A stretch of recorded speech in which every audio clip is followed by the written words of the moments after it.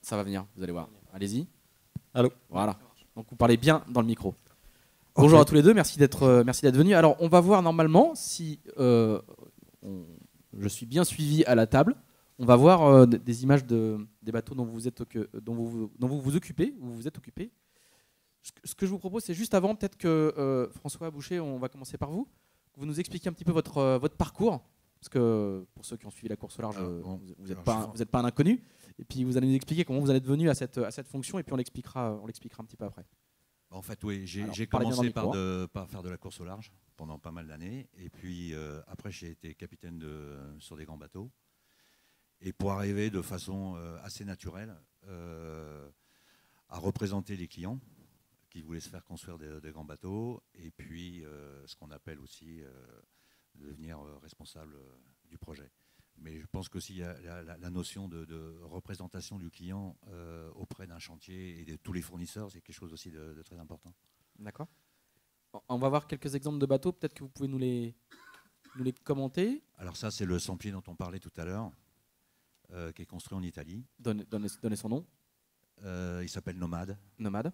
Et qui sera mis à l'eau dans un mois et demi. Un Sampier sur plan Finot-Conques, donc architecte français. Et pour ce bateau, on a fait un appel d'offres très très large. Les chantiers français ont été consultés. Hein. D'accord. En tout cas, les grands chantiers français capables de faire ce type de bateau, pour la plupart des chantiers qui se trouvent sur la côte atlantique d'ailleurs. Et vous êtes allé en Italie? Et on a fini par aller en Italie. Mais bon, comme je vous ai dit, on a fait un appel d'offres très large. On a consulté profondément 10 chantiers, de Nouvelle-Zélande jusqu'en Finlande. D'accord. Alors on va regarder très vite les bateaux. Voilà. Alors ça, c'est toujours le même. Alors le bateau a été construit donc dans un chantier qui s'appelle Maxi Dolphin, qui est près de Brescia.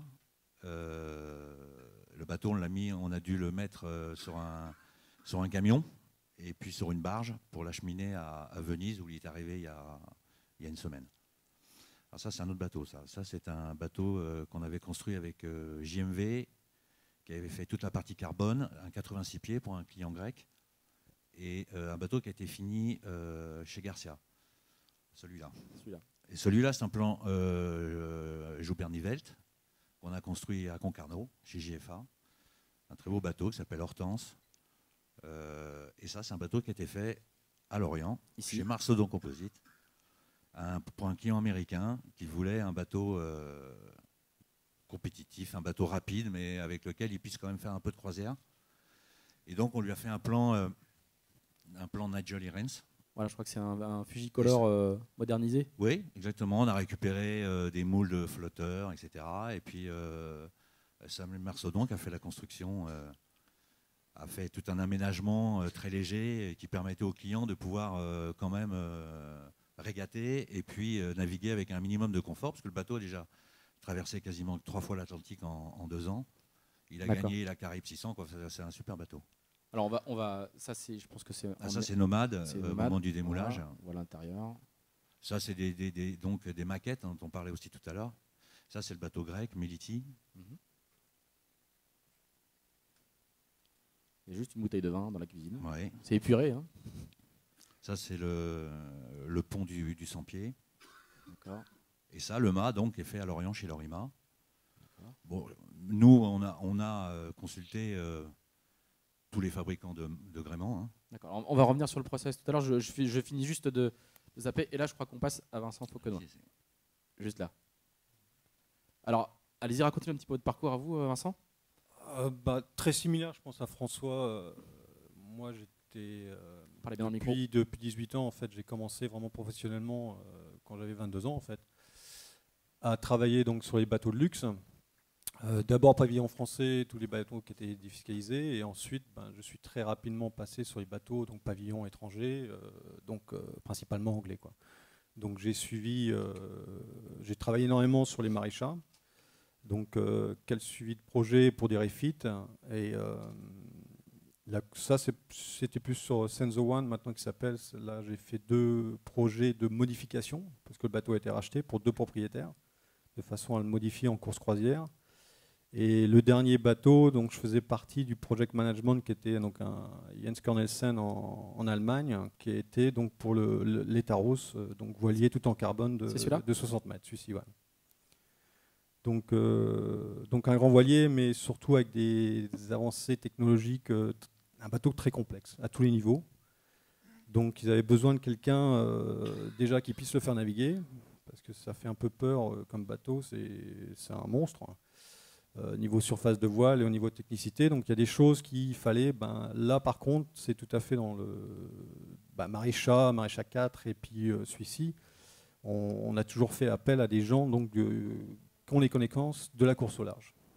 Donc sur le projet, par exemple, Etaros, j'ai fait appel à Vincent pour tout ce qui était accroche parce qu'on avait vraiment des spécificités techniques importantes, des charges très importantes. Et que nous, on ne pouvait pas se permettre de prendre un petit peu ce qu'on trouve dans le commerce. On a dû développer des produits spécifiques. Donc là, moi, ce que j'ai cherché, c'est de trouver des gens qui étaient capables, qui étaient réactifs et qui allaient faire, non pas ce qu'ils voulaient faire, mais ce que je voulais qu'ils fassent. Donc on a été voir des gens comme Carver pour qu'on arrive à faire des choses avec eux, de la création vraiment de poulies, de ce qu'ils avaient, mais les modifier pour qu'on puisse s'en servir à bord. Des accroches pareilles avec Vincent ou du contrôle avec Jacques Lebert, des gens comme ça. Donc on a fait appel à des gens français qui ont les connaissances vraiment de la course au large. Alors pour faire le job que vous faites aujourd'hui, c'est-à-dire gérer en gros une construction de bateau, il faut forcément être d'abord un navigant, avoir commencé par être navigant ? Ça dépend du projet. Dans ce cas-là, moi ce qu'on m'avait demandé de faire, c'est d'être là au jour le jour. En tant que capitaine aussi, c'est un petit peu d'améliorer le bateau, de faire en sorte qu'il puisse se naviguer à la fin et correctement, donc amener mon expérience en tant que navigant, mais aussi de voir avec le chantier, donc un peu ce que disait Joël tout à l'heure, mais dans le sens opposé, de faire en sorte que le chantier fasse en sorte que nous, intervenant à bord, puissent faire la maintenance du bateau. Ça, c'est un peu problématique des fois. Donc, parce que le chantier veut construire par rapport à ce que fait l'architecte d'intérieur, et les architectes d'intérieur n'ont pas forcément des idées très techniques, donc faut faire ce suivi-là un petit peu. Ouais. Ouais, je trouve que c'est une des choses les plus importantes, c'est que quand on a des missions comme des constructions comme ce bateau-là, par exemple, c'est de s'adresser à des gens qui ont une expérience de navigation, parce que d'abord, d'une part, pour faciliter la tâche au chantier, parce qu'on est là aussi pour le chantier. On n'est pas là uniquement pour défendre les intérêts du client, même si on est là pour ça principalement. Mais on est là aussi pour que ça soit faisable en fait. Pour faire l'interface entre le chantier et le client. On parlait tout à l'heure de grands délires que qu'ont souvent des clients. Bon, moi, j'ai pas été trop confronté à ce genre de grands délires parce que je suis resté toujours dans les tailles de bateaux entre guillemets raisonnables aux alentours de 100 pieds. Donc on n'est pas encore dans les grands délires, mais justement, nous, on est là pour apporter notre expérience, pour faire que le bateau soit un bateau marin, tout en écoutant les desiderata du client, parce que ça, c'est quand même quelque chose de primordial. Mais on est là aussi pour que ça reste dans un cadre contrôlé. Et alors, comment vous êtes recruté ? Un jour, vous avez un coup de fil de Moscou ou des îles Caïmans qui vous dit... Moi, j'aimerais bien, mais non, c'est pas comme ça. Non, mais bon, moi, ça fait très longtemps que je suis dans le métier, donc je connais pas mal de monde. Et principalement, moi, quand je débute un projet, c'est toujours soit par l'intermédiaire des chantiers, qui ont rencontré un client qui est venu avec des idées, mais rien encore de très précis, soit par l'intermédiaire des architectes. Parce qu'en général, ce sont les premiers, quasiment les premiers qui sont consultés. Donc les architectes français, on a des super bons architectes en France, et donc en général, ça passe par eux. Vincent, vous c'est pareil, c'est les apporteurs d'affaires, ce sont du bouche à oreille, des connaissances, quoi. Enfin, simplement, c'est toujours comme ça. Et à chaque fois, c'est l'un des maillons de la chaîne qui dit, moi, il me faut quelqu'un qui coordonne, qui fasse l'interface entre tout le monde, donc il me faut un chef de projet. Dans ce cas-là, oui, c'était le propriétaire qui cherchait quelqu'un avec le manager, donc qui avait une spécificité bien précise pour ce type de bateau. Parce que les bateaux en voile, on en fait, mais des comme ça, pas beaucoup. donc, il cherchait vraiment quelqu'un de bien précis. Et c'est là que quelqu'un, le manager, dans ce cas-là, de Marisha, a levé la main et a dit oui, moi je connais quelqu'un. Donc, voilà. Mais c'est vraiment des connaissances toujours. Mais c'est pas automatique. Hein. Moi, j'ai rencontré des propriétaires qui voulaient se faire des bateaux de 80 pieds, 90 pieds, et qui se disaient non, moi je vais m'adresser au chantier, j'ai pas besoin d'un tel, j'ai pas besoin de faire comme ci, comme ça. Je pense que c'est vraiment, quand on parle des anglo-saxons, c'est dans leur culture. Un bateau de 50 pieds qui est construit dans un chantier, il y a un chef de projet.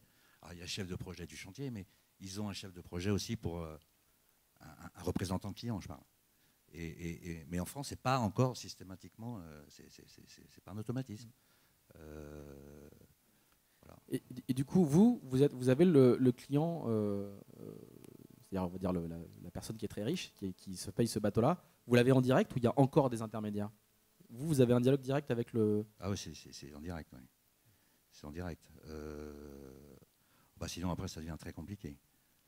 Déjà, il y a tellement d'intervenants dans la construction d'un bateau de 100 pieds. Mais non, nous, c'est pour pouvoir traiter, pour pouvoir avancer, parce que les chantiers courent toujours après les délais. Justement, un client, c'est quelqu'un en général qui est encore en activité. Pas tous, mais ils sont en général encore en activité. Donc, ils n'ont pas non plus... le temps disponible pour traiter tous les problèmes. Et les chantiers ils courent toujours après les informations, parce qu'ils ont un timing à respecter. Et donc nous, pour ça que je disais tout à l'heure qu'on était là pour ça, pour faire l'interface entre le client et le chantier, et pour aussi faciliter la tâche au chantier. Vincent, on est là, on protège les intérêts du client. C'est sûr qu'on essaye de faire en sorte que le bateau qui va lui être livré, lui est adapté et qu'il a le meilleur produit pour lequel il va payer. Mais une grosse partie du travail aussi est quand même vraiment de faire l'interface entre le client et le chantier, de façon à ce que aussi des fois le client peut avoir des idées un petit peu saugrenues, des changements de cap complètement au dernier moment.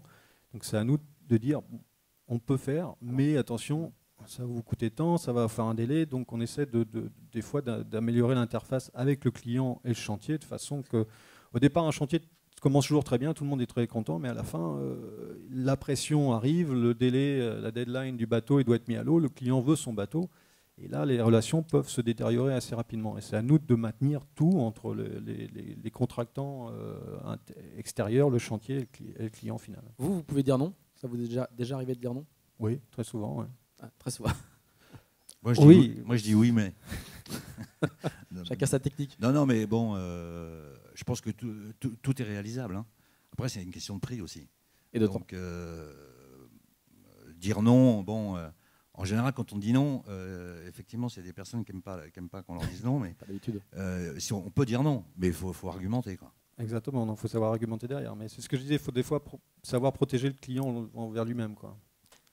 Du coup, vous, quelle est votre latitude en termes, j'allais dire, presque de commande? C'est-à-dire que vous avez, un peu comme dans les syndics de copropriété où on peut engager des dépenses sans la signature de tous les propriétaires, est-ce que vous avez une latitude, une marge de manœuvre sur le choix des fournisseurs, sur le choix des voiliers, etc. Ou est-ce qu'à chaque fois, vous référez aux propriétaires?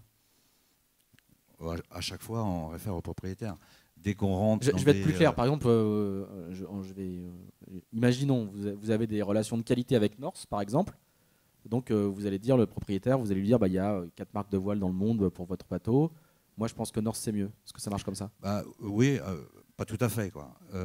Effectivement, il n'y a pas plus de 4 marques de voile pour des bateaux. C'est une hypothèse. Hein. Non, mais bon, on consulte les 3 ou 4. On en parle. On ne donne pas notre avis. Moi, en tout cas, je ne donne pas mon avis tant qu'on ne me le demande pas. Et à un moment, je le donne. Si on ne me le demande pas, je le donne à la fin, quoi. Pour que ça soit vraiment clair. Mais au départ, il y a vraiment sur la table les cas de devis. Et puis, on en discute de façon...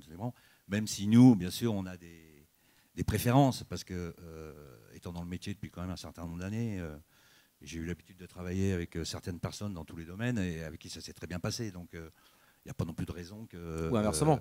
Ou inversement. Donc, parce que le but, c'est quand même de faire le bateau dans le budget qui a été défini et de le faire dans les délais qui ont été faits. Donc, c'est pas trop aller à l'aventure. Vincent, pareil, pour chaque grand poste, c'est plusieurs choix à chaque fois, et puis c'est à chaque fois le propriétaire qui tranche, ou vous avez, vous, une marge de manœuvre? Ça dépend des postes. Il y a des postes où c'est évident, il n'y a pas à chercher.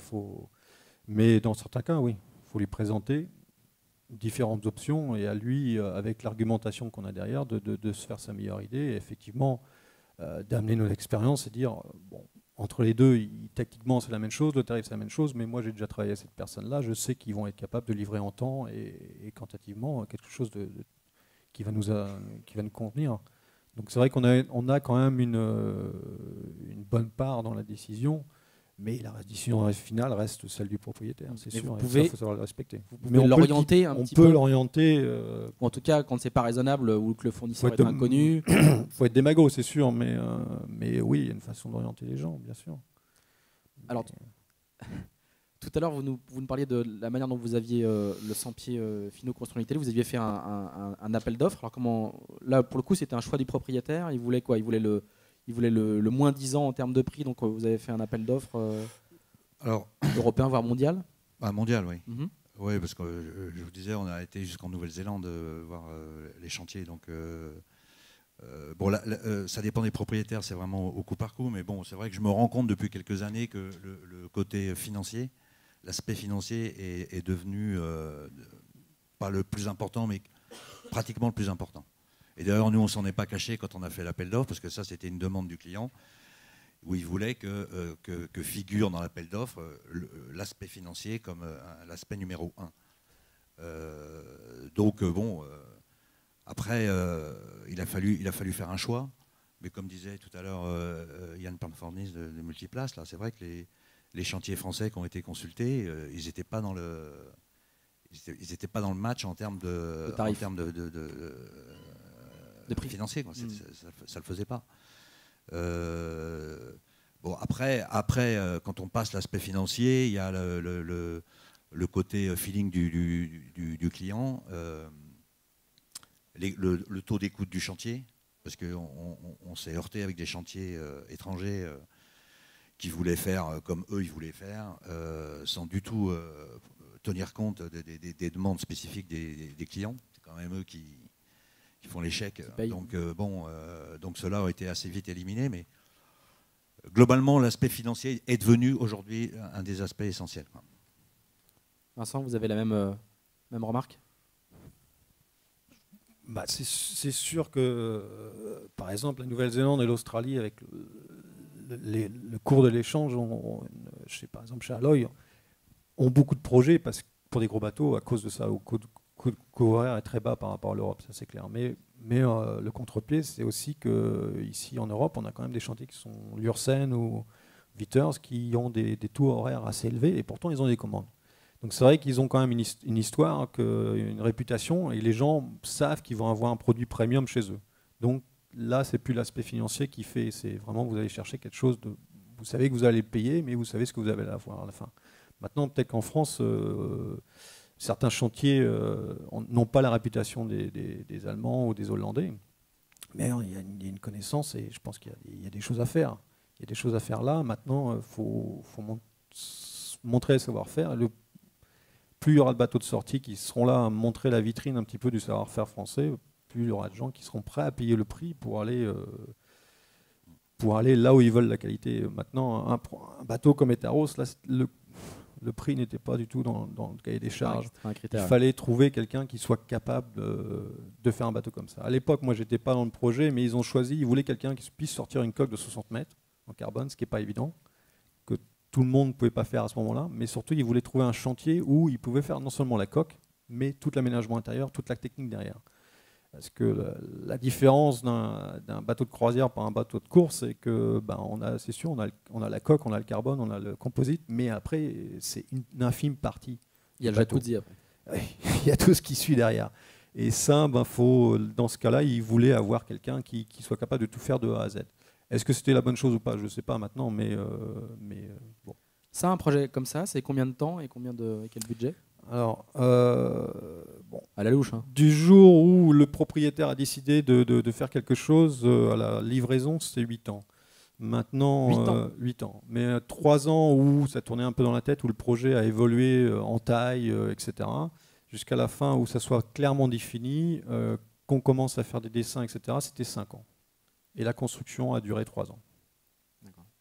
Et c'est un budget de l'ordre de environ 60 millions d'euros. D'accord. Ça, c'est pas secret du tout. Bon, maintenant, vous pouvez sortir un bateau de 60 mètres à moins cher que ça, hein, mais ce ne sera pas un bateau de technique comme ça, c'est sûr. Vous, du coup, votre job, c'est quoi? Vous allez à chaque fois, vous déménagez à chaque fois qu'il y a un projet et vous allez vivre sur place à côté du chantier. Comment ça fonctionne pour vous? Alors, moi, je ne déménage pas. J'habite Paris, donc c'est plus facile. À chaque fois que je dis j'habite Paris, on me dit oh, c'est compliqué et tout. Non, mais en fait, c'est beaucoup plus facile parce que quand vous avez une construction en Italie ou en Bretagne ou dans les pays nordiques, de Paris, c'est quand même plus facile pour moi de bouger. Donc non, je ne déménage pas à chaque fois. Non. Vous n'allez pas vivre à côté du... C'est des projets qui, donc, on voit, peuvent prendre beaucoup de temps. Vous pouvez en mener plusieurs à la fois? Moi, dans mon cas, j'ai jamais mené un projet. À chaque fois, c'était parce que j'étais le capitaine à bord. Donc, je prenais le projet moi-même à main et je le faisais. Donc, j'étais là tout le temps. Ce projet-là, donc, il y avait un team allemand en fait de project manager et moi, j'étais simplement délégué là-bas. Donc, j'ai passé 2 ans et demi en Finlande à la construction. Et au jour le jour, être là tout le temps sur le bateau. C'était mon rôle dans le groupe, quoi. D'accord.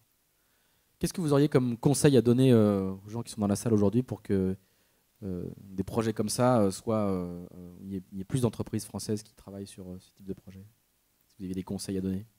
Les conseils, c'est difficile, mais non, je pense que si vous êtes bien placé quand même. Ouais, non, mais on s'adresse quand même à des gens qui sont des vrais professionnels depuis longtemps, donc.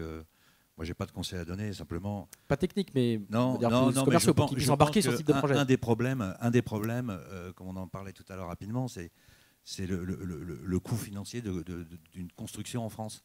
Parce qu'on l'a vu à mon petit niveau dans le projet du 100 pieds, sur les 3 chantiers français capables de faire ce bateau, les 3 chantiers français n'étaient pas dans le coup au niveau prix. Donc il y a un vrai problème à ce niveau-là, parce que les compétences en carbone, elles sont ici. Elles ne sont pas dans les autres pays, même s'ils savent faire des bateaux en carbone. Mais les premiers qui ont été à faire construire des bateaux en carbone, c'est ici. Moi, j'ai travaillé pour un client américain qui a fait son trimaran. Il pouvait le faire à San Francisco. Hein. Ce n'était pas un problème. Il m'a dit non, le bateau, on va le faire en Bretagne. On va le faire à Lorient, là où il y a eu tous les multicoques qui ont été construits en carbone et où il y a eu tous les fournisseurs de gréements, de voiles qui ont fait ces bateaux-là. Donc la technique, on l'a. On est même, je pense, en avance sur les autres, mais on a un problème de rentabilité au niveau des chantiers. Et moi, j'étais le premier affecté pour ce 100 pieds de devoir aller le construire en Italie. Voilà. Vincent, vous, quel blocage vous détectez? C'est sûr que le coût de fabrication en France est plus élevé que dans certains autres pays, mais ça, bon, après c'est la fiscalité, on ne va pas pouvoir y faire grand-chose malheureusement, c'est un autre débat. Maintenant, je pense pour faire venir des bateaux, pas nécessairement que pour la construction, mais pour le refit, pour des choses bien précises, c'est sûr qu'on l'a abordé tout à l'heure, je pense que ça passe aussi par les équipages qui sont à bord. Si vous avez des Français, généralement, le bateau va aller en France. Pourquoi est-ce que les Maréchats ou les Terreaux, ça a été à Cherbourg?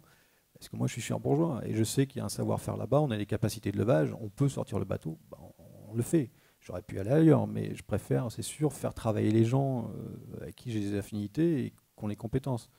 Mais je pense que, bon, après, ce qu'il faut pas non plus regarder dans le cas où faire travailler, il faut être réactif et pouvoir partir, essayer de penser un peu plus mondial, pas nécessairement dans ce cas-là de travailler sur l'Orient ou des choses comme ça. C'est que les gens puissent se déplacer, aller partout dans le monde, aller chercher les projets. Et comme vous avez des gréeurs comme Vincent Leroux, qui se déplace, il va à Palma, il va de l'autre côté du monde sur les bateaux parce qu'on les appelle. Donc il y a des choses aussi à faire comme ça. Est-ce qu'il y a des questions? Oui, tout en haut. Tu vois, le micro arrive.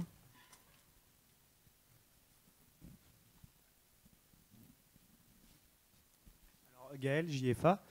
J'avais une question, enfin c'était plutôt vous demander de développer un petit peu comment se déroule la partie spécification, qui est l'architecture même d'un projet.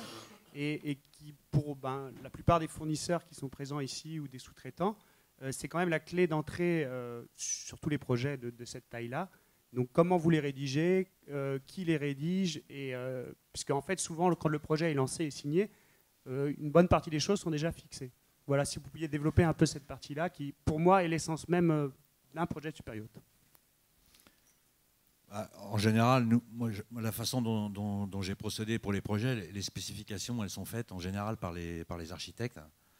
Et puis les architectes, eux, bien sûr, vont consulter quelques chantiers et quelques fournisseurs pour déjà avoir une idée du budget déjà du bateau qu'ils vont pouvoir proposer aussi aux clients. Donc en général, c'est comme ça que ça se passe.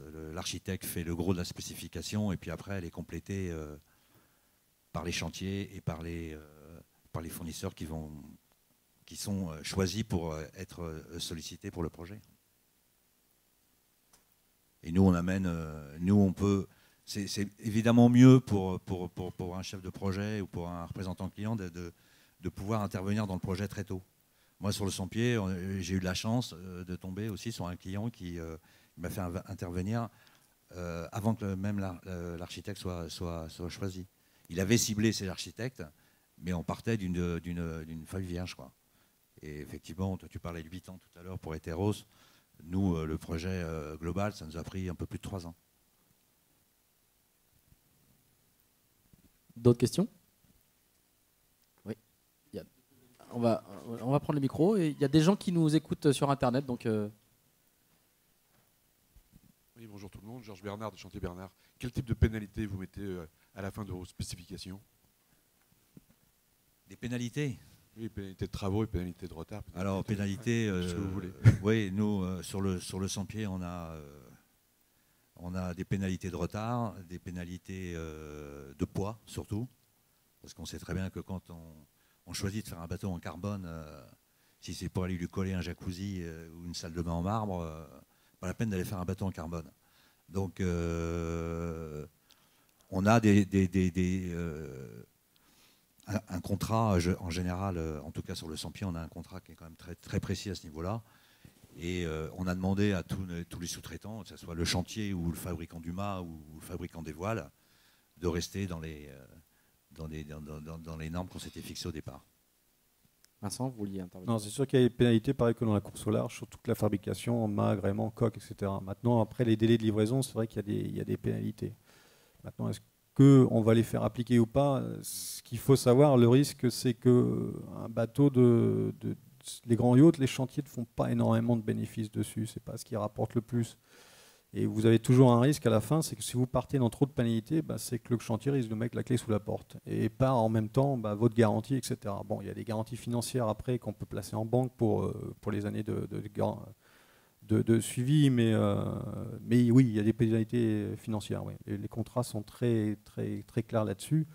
Maintenant, à choisir ensuite, suivant la construction du bateau, il y a toujours des modifications également au contrat qui ont été signées par le propriétaire. Il va vouloir peut-être au départ, il partait avec une salle de bain standard, et puis au bout d'un moment, il va vouloir un jacuzzi dedans, ou quoi que ce soit. Donc forcément, au chantier de se protéger aussi à ce niveau-là. Mais c'est toujours bien étiqueté, c'est sûr. Une autre question?